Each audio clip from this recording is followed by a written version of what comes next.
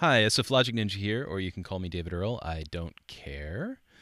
Today we get to talk about Logic Pro 10 and making a song from beginning to end in Logic Pro 10. Before we get mired up in all the details of how the GUI works and how we get to our effects and go through our browsers and editors and all that cool stuff, let's just make a song as fast as humanly possible. I'm going to go over to my dock where I have Logic Pro 10 sitting in the dock and open it.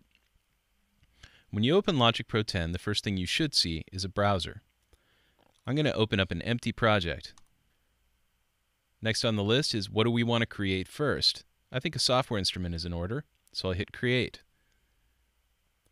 Now for some Apple loops. I'm going to choose my Apple loops and go for a bass. So this will filter out nothing but electronic basses. The first bass I'm going to get will be called Better Late Bass, and I'm going to drag it not onto the software instrument that I just created because this is an audio Apple loop, but onto a new track. I do that just by dragging slightly below and letting go. Added audio file contains tempo information. Yeah, sure, let's import it.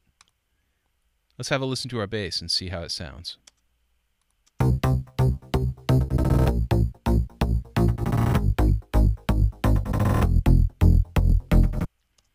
So to audition, I just hit spacebar to play within the main window, and I hit return to go back to 0. So that's a cool kind of overall bass, but we also want to get maybe a bass for the chorus.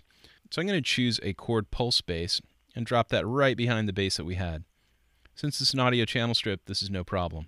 I'm going to move my playhead by clicking in the bar ruler and hit play. Cool.